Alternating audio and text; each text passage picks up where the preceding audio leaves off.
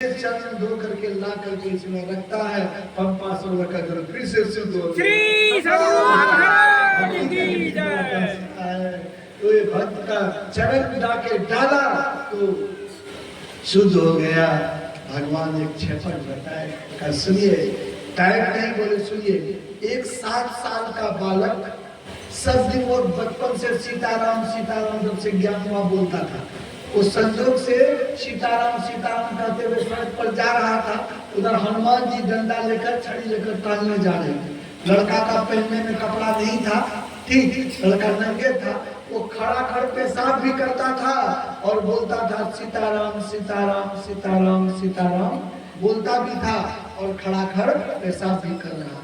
तो हनुमान जी मन में सोचा, हनुमान जी मन में क्या सोचा कि अरे भगवान का नाम को अशुद्ध कर रहा है, खड़ा खड़ पेशाब करता है, अब बोलता है सीताराम सीताराम बोलता है कि भगवान का नाम को अशुद्ध कर रहा है। बस वो खड़ा खड़ पेशाब करके सीताराम सीताराम कर रहा था।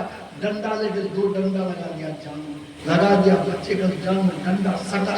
हनुमान जी का डंडा बर्दाश्त हो गया, लेकिन बर्दाश्त कर लिया नाम के प्रभाव से। हनुमान जी चले गए, बच्चा भी चला गया। अब देखिए क्या होता है। हनुमान जी जब घूम फिर के आए, भगवान राम का रात में सेवा करने जाते थे। जब सेवा करने गए, देखते हैं भगवान के इस जान में 2 छड़ी का मार से एकदम पूरा चमड़ा उमक करके लाल होके हट गया। तो हनुमान जी कहता, प्रभु मेरे जैसे सेवक के रहते किसकी ऐसी हिम्मत हो गई कि आपका ये जो यहाँ पर फट्टी का दाग लगा दिया, डंडा का दाग लगा, जल्दी कहिए प्रभु, मैं अभी गला उसका ये से गदा से उसका गला को मैं मरोड़ दूंगा। भगवान हंस दिए, बोले और किसका हिम्मत होगा, तुम्हारे सिवाय किसका हिम्मत होगा। हनुमान कहते प्रभु मेरा, हाँ कैसे प्रभु, का तुम 4 बजे जा रहा था टहलने के लिए, एक बच्चा खड़ा खड़ पेशाब करता था, वो क्या बोल रहा था, जी प्रभु वो सीताराम सीताराम बोल रहा था, खड़ा खड़ पेशाब कर रहा था, अरे कुछ कर रहा था, मेरा नाम तो ले रहा था। उस मासूम बच्चे को तेरी डंडा लगी, बच्चा मर जाता, मैं स्वयं उसके अंदर प्रकट होकर के उसके डंडे के प्रहार को मैंने अपने जान में लगा लिया, तो बच्चा बच गया। सुन भगवान कैसे उसके डंडे के प्रहार को मैंने अपने जान में लगा लिया, जिसके चलते वो बच्चा बच गया। और वही दाग बहुत हनुमान जी को वही बात मुनि को सुनाए। आप लोग क्या सोचते हैं, शबरी आप लोगों से बहुत बड़ी भक्ति है और उसने आपने उसको तमाचा रसीद दिया है, तमाचा रसीद दिया है, हाँ तमाचा रसीद दिया, और इसीलिए पंपा सरोवर का जल सड़ गया है। ऐसा नहीं करना चाहिए आप लोगों को, ऐसी भूल नहीं करनी चाहिए। अब होता क्या है, भगवान का तो मैं जाता उसके आश्रम, भगवान राम और लक्ष्मण, सीता का तो ये हो गया था, क्या अपहरण हो गया था।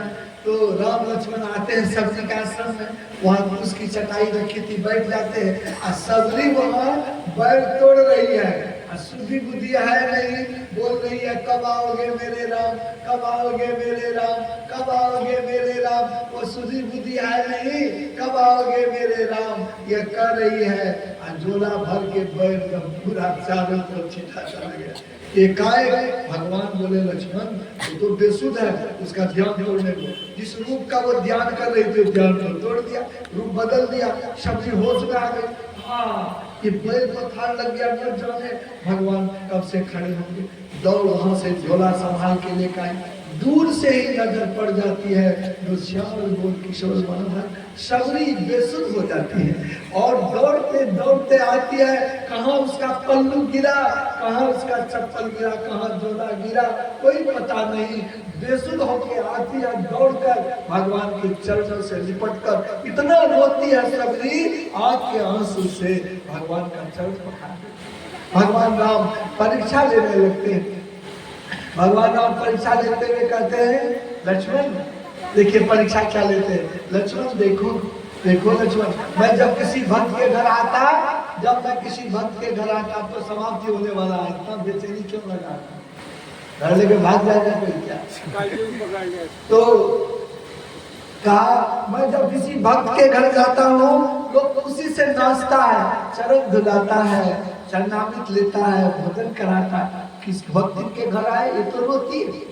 ओह, सबरी सुनते ही हाथ जोड़ के कहता, प्रभु सुनिए बढ़िया से, प्रभु आप मेरे घर आए इसलिए रोती हूँ? नहीं प्रभु नहीं, प्रभु आज मेरे सदगुरु माता ऋषि नहीं है, उसकी वाणी को मैं याद करके रो रही हूँ। उनसे मैंने पूछा था कि गुरुवर मैंने राम लक्ष्मण को इन आंखों से नहीं देखा, जब वो आएंगे तो कैसे पहचानूंगी कि मेरे घर राम लक्ष्मण आए हैं?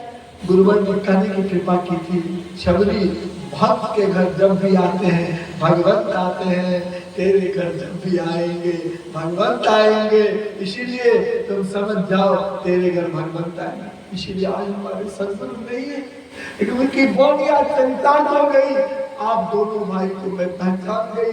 गुरुनाथ कहने की कृपा थे, जब भक्त के घर आते भगवंत आते।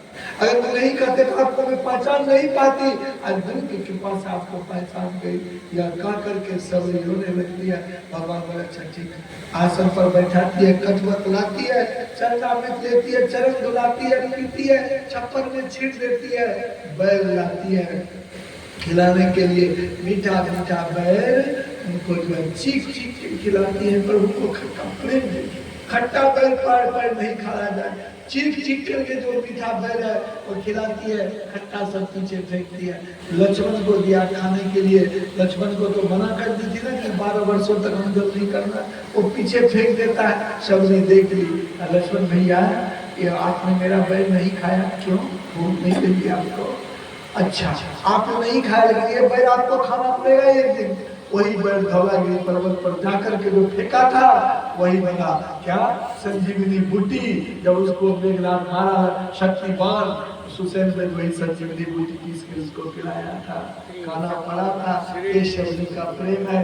वही शबरी हाथ जोड़ के अब खड़ी हो गई, क्या कहती है? पढ़े में पाठ में, कई विधिया स्तुति करूं तुम्हारी, अधम जाति में जड़मति भारी, अधम ते अधम अधम अति नारी, तीन